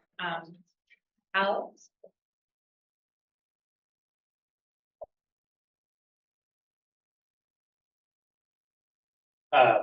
I have spent a lot of my life close to a lot of our parks. Now I live by Bannister, but I grew up 2 blocks from Miller. I went to Leggett from 02 to 09. My sisters were 10 years younger than me, and I spent a lot of the time not only after or when I was there, but afterward using that park. And it wasn't until 2019 that disc golf became a thing there. I think it's just important to touch on, as somebody that's seen and been around that park for so many years, that the disc golf community is a huge reason, arguably a sole reason why that space is what it is today. You know, we had issues with drug using, trash. Heck, I found needles, was exposed to what a needle was as a kid in that park. And all of those areas have been cleaned up by the disc golf community and made that space a lot more family friendly. And I think that obviously safety is paramount. As you mentioned, you know, I work for PG&E. Safety is number one thing that we're taught every day. Nothing comes before it. And that's, like Darren said, a big reason why we're here where we're at now with that course effectively kind of closed down, at least in part. And I think that, you know, the number of rounds on UDisc and members such as myself here today and others that are here can speak to the fact that being a multi-use space does mean compromise. And, you know, you mentioned that the holes in the woods that, you know, nobody's asking for those being removed. I think that's admirable and a good example of that compromise. You know, obviously the safety survey said what it said about those holes that were removed. And I'd just like to see that, you know, obviously safety is everybody's nobody wants to see anybody get hurt. But I just think it's important to recognize that having the disc golf community involved in that space does positively influence the park. At least if you've been there long enough, you can see its impact. You know, what the resolution is, I don't know. I'm not saying it is put the course back. I'm not saying it's keep it the way it is, but it's just important, I think, to note that the impact that it's had on the community having the disc golf course there has been overall very positive, with the safety issues being obvious around that. So, yeah. Thank you. Is there anyone online? I have 2 emails that Okay. sent in that they asked to be read during. Thank you. Okay. So the first one is from the patron of our park, and she says, regarding returning baskets to Miller Park during long school break periods or weekends, I urge the board to reject this solution. We must move on from wasteful efforts to make Miller Park course more playable at certain times at the expense of safety. Rather, we should focus on relocation, creating a safe course that's playable year round, one that doesn't rely on department resources to adjust at various times to appease the interests of different groups. Let's not forget this is a safety issue, and keeping parks safe for everyone, especially our children, should be a primary concern, a concern that simply outweighs people's desires to indulge in a recreational hobby. Although it's a better solution than the original course, there remains potential for injury at the current course, and returning more baskets at certain times would simply make those certain times more dangerous. It's during long school breaks and on weekends that the community should feel safe enjoying Miller Park, not avoiding it for fear of being hit. Simply put, the disc golf course should have never been installed, and the departments seemingly continued absorbing it despite it backfiring to reduce the park's overall recreational value and safety is suspect at best. To close, I once again urge the board to reject the proposal to return baskets to Miller Park. Instead, the board should continue pursuing a move to Bannister Park, a seemingly appropriate location because it's underutilized and has no nearby playgrounds or paths of travel. Please maintain a commitment to the safety of our community, especially our children. Thank you. And okay, Miller Park has been absolutely amazing without the disc golf next to the playground. Kids are in the field every day, even on the weekends, and the park is packed. There's no more fear of being hit with this, which we have seen happen multiple times. There's no more grumpy men yelling at kids who are usually drinking and smoking weed. It is quite beautiful and refreshing. Please do not bring back the disc golf on the weekends or anytime. The kids deserve this free space in their neighborhood, playing in the field and by the creek and safely on their own playground. Thanks so much. Thank you.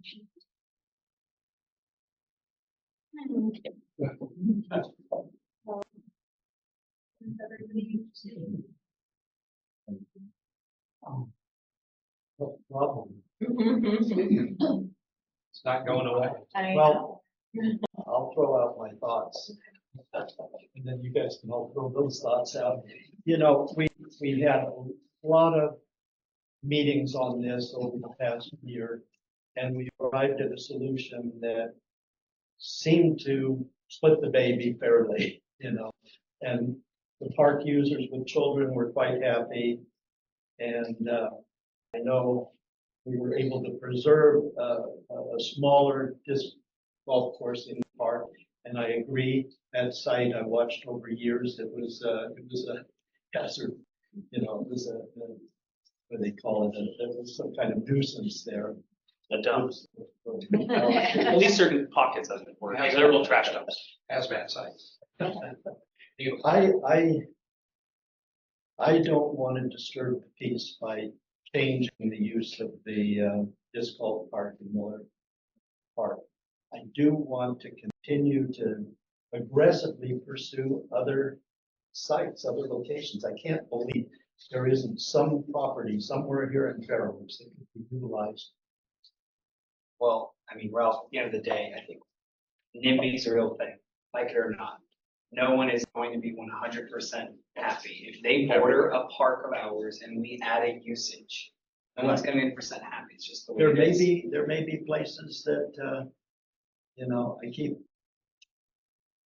thinking of property along the river that isn't in the parkway. There is none. What property would that be? I don't know. There is Granite still on property over there. I have no idea. I don't know. But I'd like to continue to look for other sites, other opportunities, but meanwhile, I think that's leave a sleeping dog lie. Yeah, I'm disappointed that, you know, if disc golf people or someone from some group asked for this, they're not here. And no one's speaking in favor of it. I find that really disappointing for them, quite honestly. And yeah, I think that it's well. But I think that it's at a good place now of contentment overall, and so I think that that's where we should be leaving it. I wouldn't make a motion.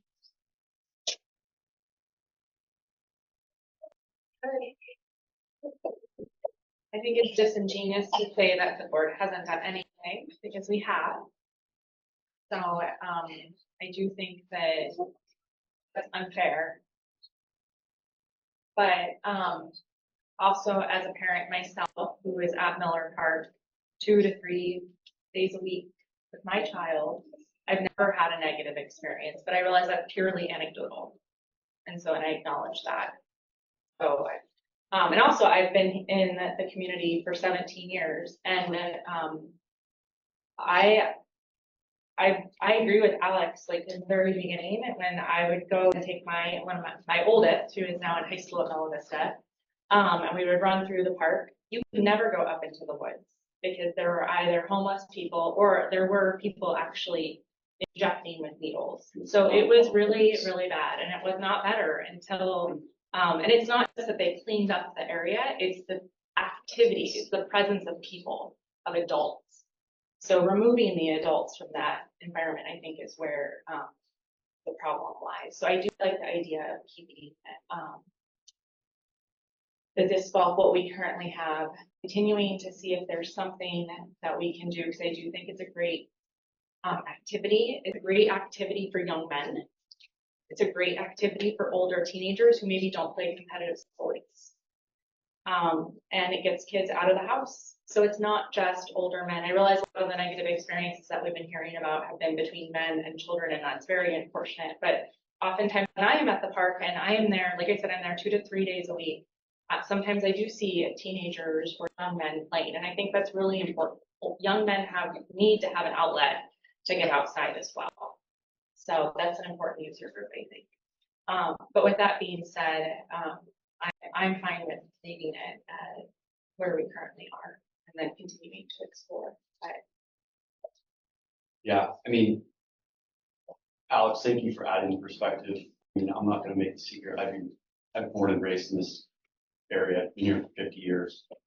I was one of the main people that got the course put in, and it was off limits. The amount of needles that we picked up in the woods, and the homeless people and the tweakers that were walking back and forth, that it took 3 or 4 months just to get them to leave.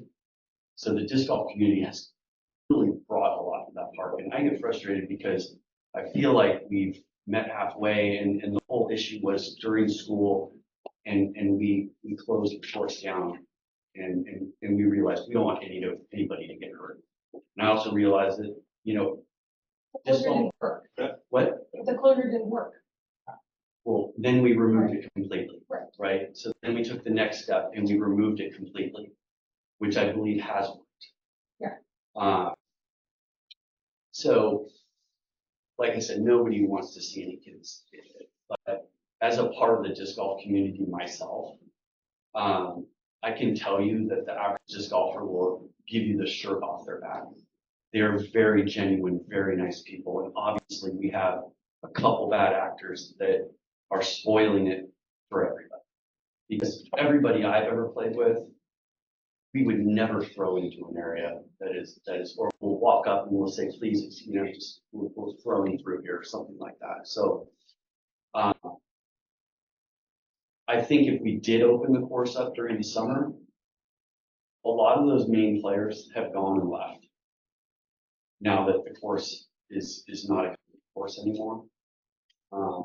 But I will also say that I enjoy playing the back little tables. Like, so if the community is that much against opening up for a couple months, you know, it is what it is. I'm going to vote against it, but I just think it's very important because all of you guys have mentioned that you're new to the area.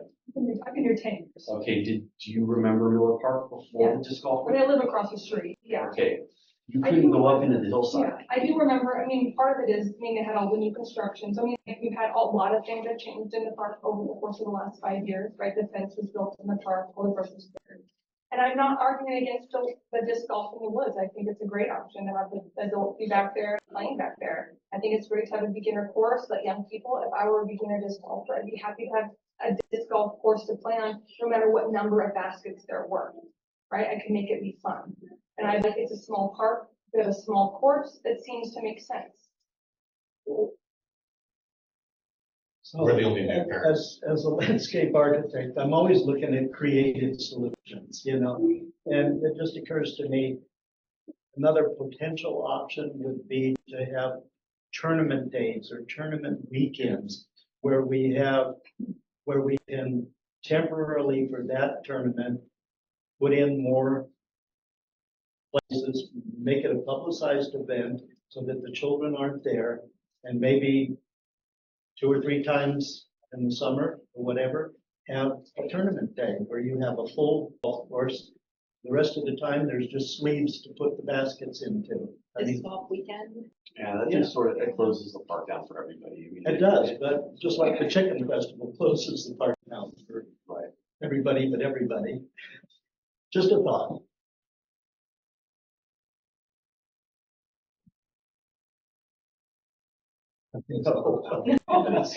There's nothing to motion. Whoever makes the motion with there is- arrows there in you their go. back. It's a recommendation. So I guess Okay. it sounds like our directive is that we are gonna keep the disc golf current Status quo. status. But, okay, if I made the motion, it would be to keep the status quo for now, but look at some other creative options, other locations, other ways of maybe having tournaments or something.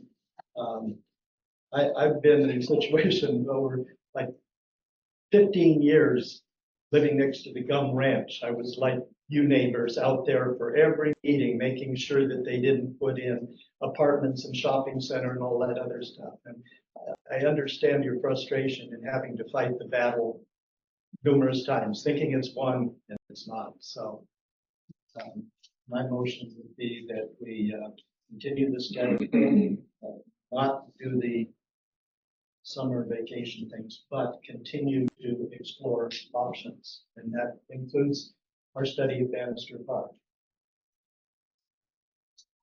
And other parks. And other parks and other locations, right? I'll second that motion. Anyone else in favor? I don't find the motion necessary. Oh, okay.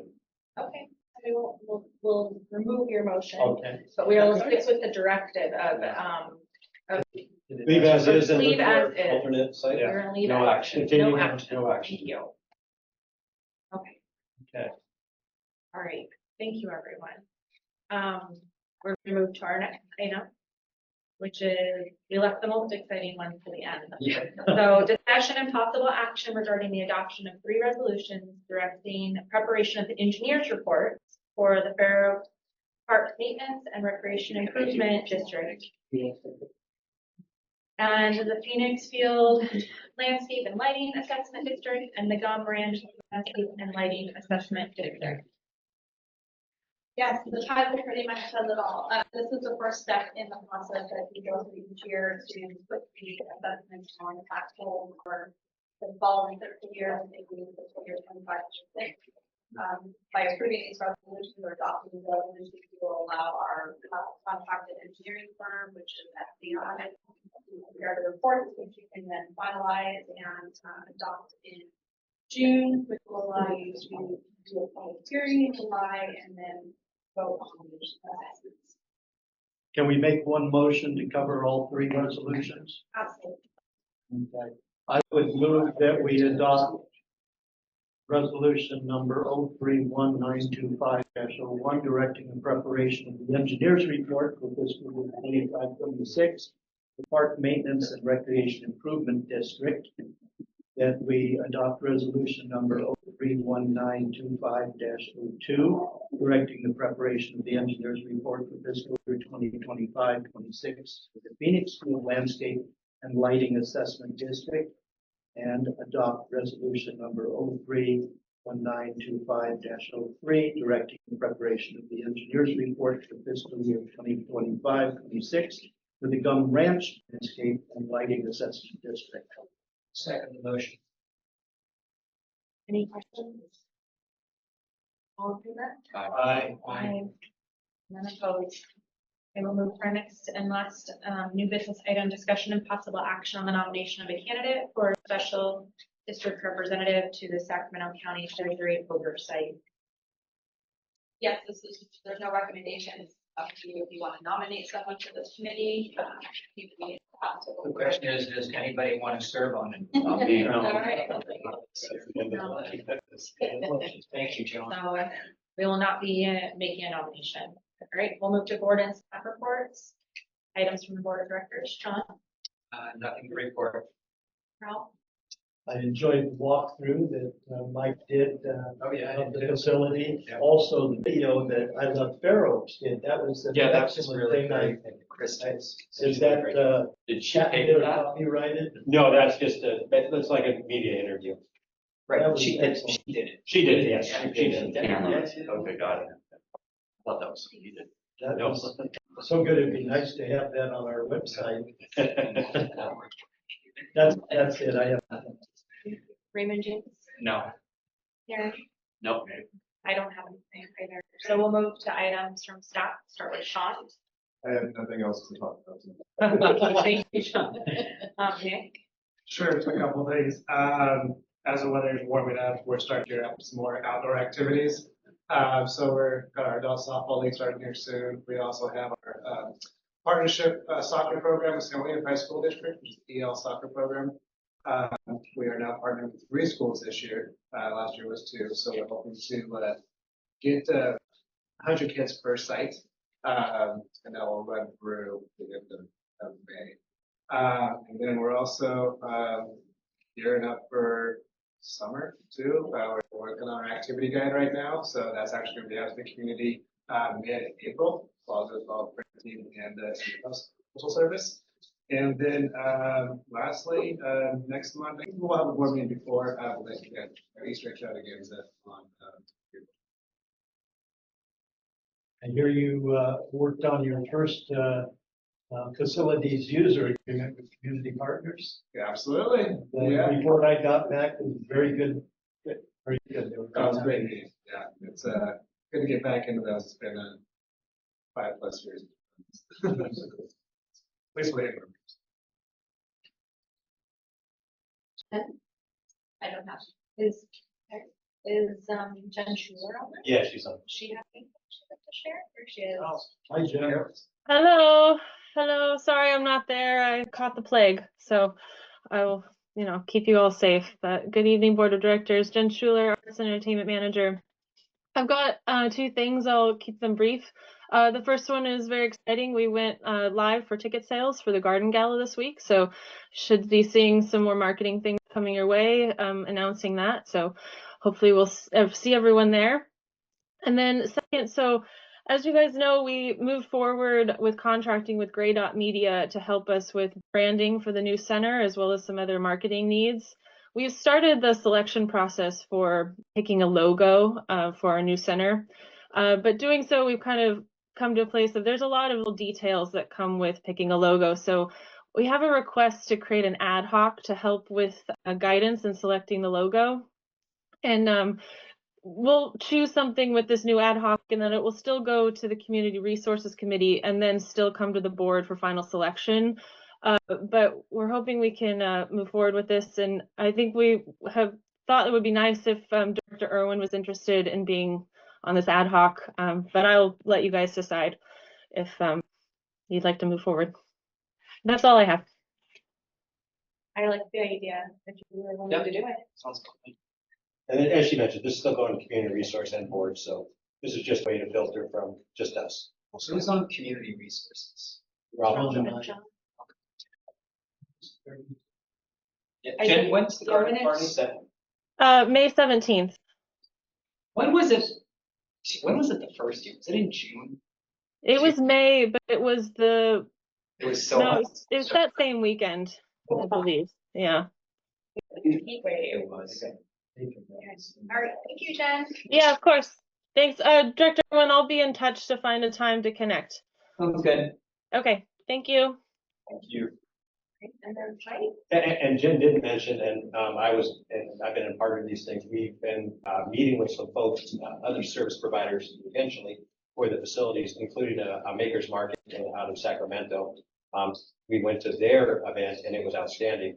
We're excited to start meeting with them, as well as Jen went and visited with some connections that we made at that market with a film group, a group that does film productions and audio productions like a podcast. And they do things like classes with kids and adults and things like that. And so they're excited about our facility and working with us. So just letting you know that we're looking at all these other options that are out there for these types of programs. Jen's doing an outstanding job in harvesting these connections that we're making, and we'll see where they all end up. But it's been a kind of a fun project at this point in time. So with that, that's all I have.